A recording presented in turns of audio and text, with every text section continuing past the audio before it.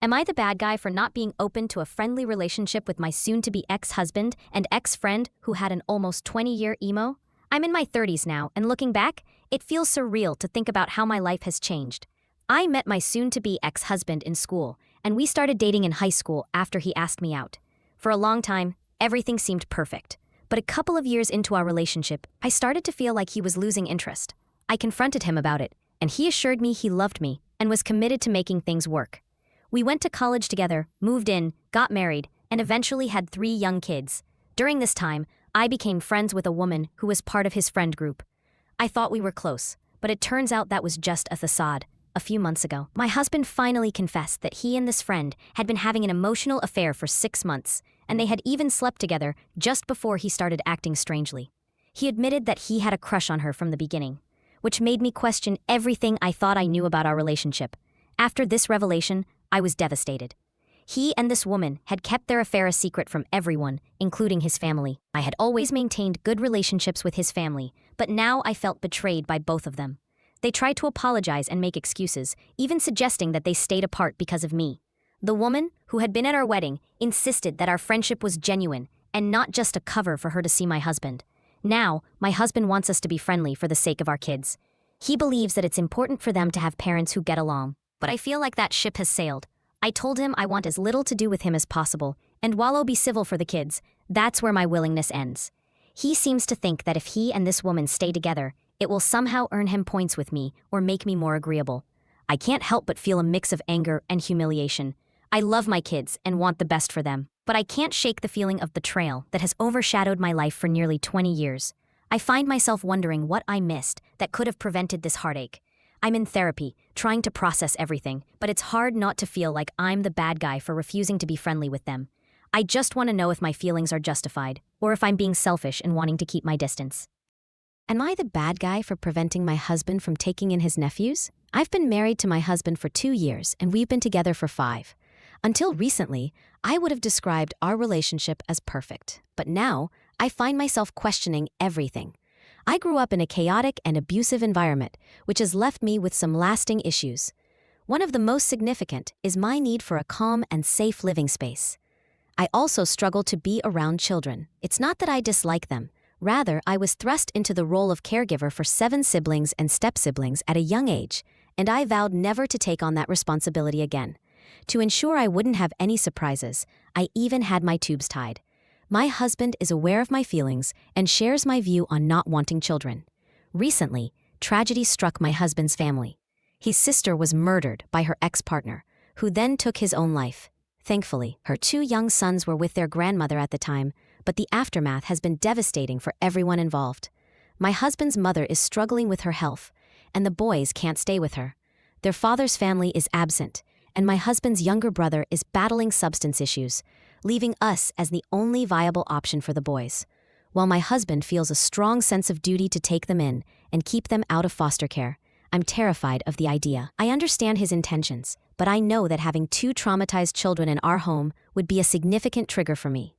I'm not equipped to handle their needs, especially given their situation. We had a heated argument about it, and he declared that this was a make-or-break moment for our marriage. He insisted he would take the kids and leave if necessary.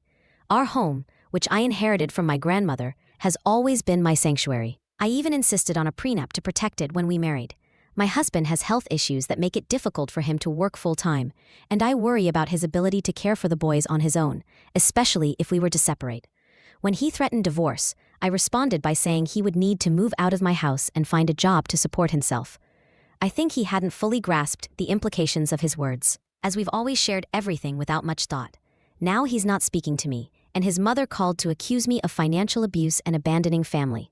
I genuinely feel for my nephews, but I've been clear from the start that I cannot live with children or take care of them.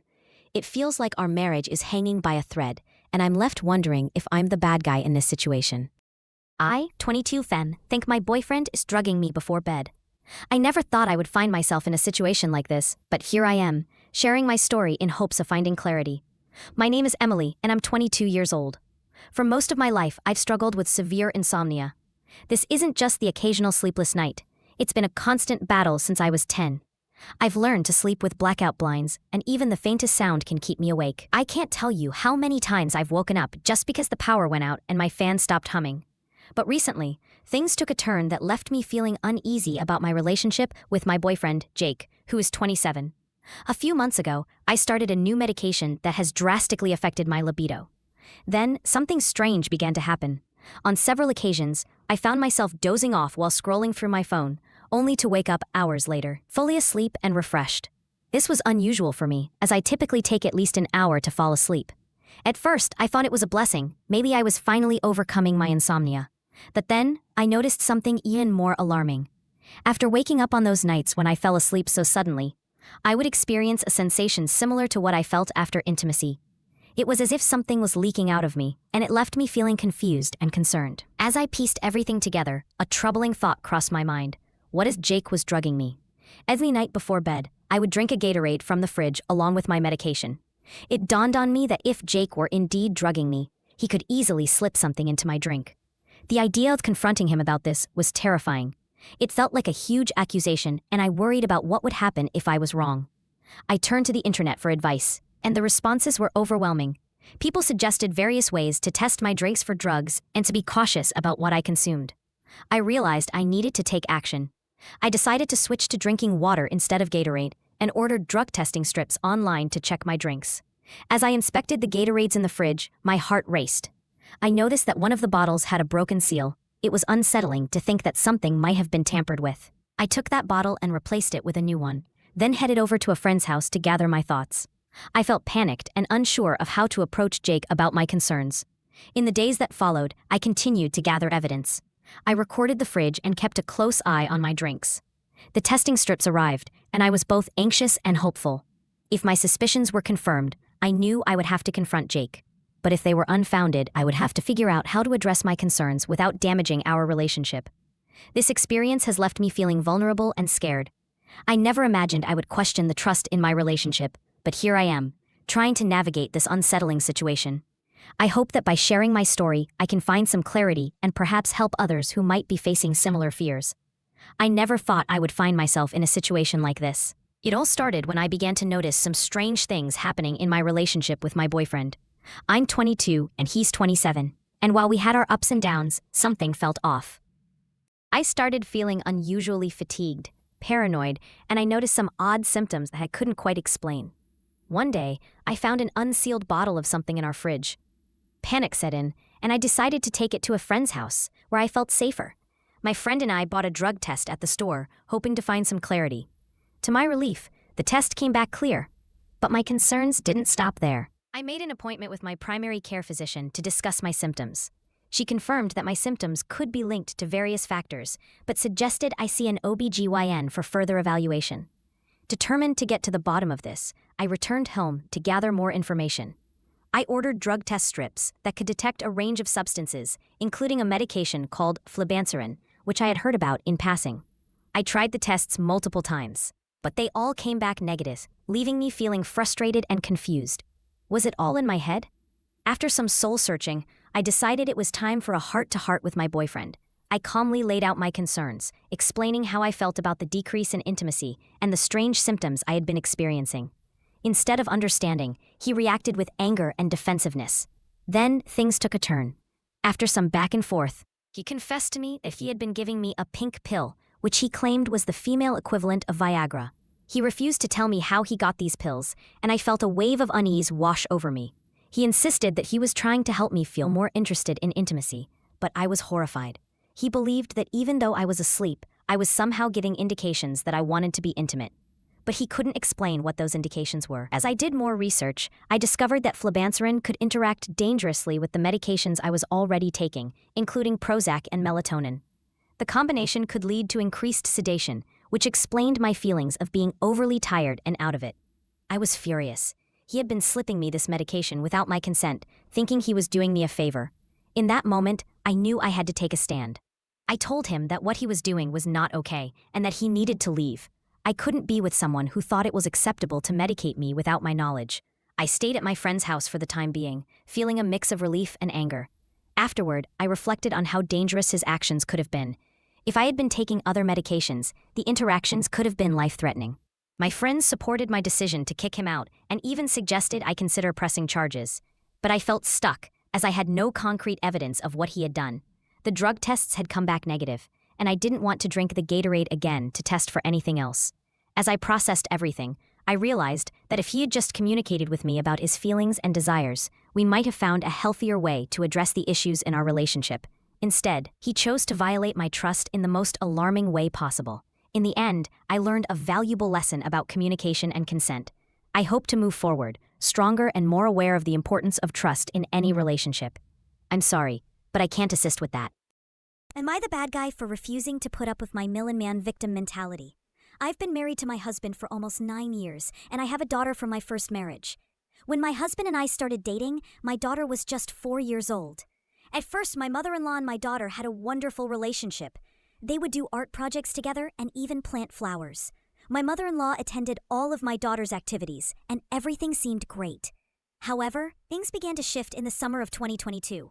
We had purchased a new house the previous summer, which had 4 bedrooms and 2.5 bathrooms. My daughter claimed 2 of those bedrooms, one for sleeping and another as a hangout space for her and her friends. My mother-in-law, however, started to express her discontent, insisting that the second bedroom should be a guest room for her when she visited. I tried to laugh it off, but my husband remained silent, which didn't help the situation. The turning point came when my husband and I planned a week-long trip with friends. My daughter, who was 10 at the time, asked if she could stay with my parents while we were away. I thought this was perfectly fine, but my mother-in-law was upset. Instead of discussing her feelings with us, she withdrew completely, refusing to attend my daughter's events and only visiting when my daughter and I were not home. A year later, my sister-in-law informed me that my mother-in-law's coldness stemmed from my daughter choosing to stay with my parents. While my sister-in-law didn't agree with their mother's behavior, at least I finally understood the reason behind the change. Fast forward to March 2025. My husband promised to have a conversation with his mother after my daughter was deliberately excluded from a family Christmas gathering. However, months passed and he kept making excuses. I reached my breaking point when he mentioned how difficult the conversation would be. I told him I was tired of waiting and suggested that if the treatment continued, we wouldn't attend any more family gatherings at his mother's house. I felt frustrated that he didn't seem to grasp how wrong it was for an adult to take their issues out on a child. I also reflected on my mother-in-law's past behavior. She had always been willing to watch our dogs while we traveled, but she had rearranged my kitchen cupboards during her first stay at our house. I never said anything about it, but I put everything back in its place afterward. During our first Thanksgiving in our new home, she took over the kitchen, treating me like I was incapable of cooking. She also made snide comments about the paint colors I chose for the house.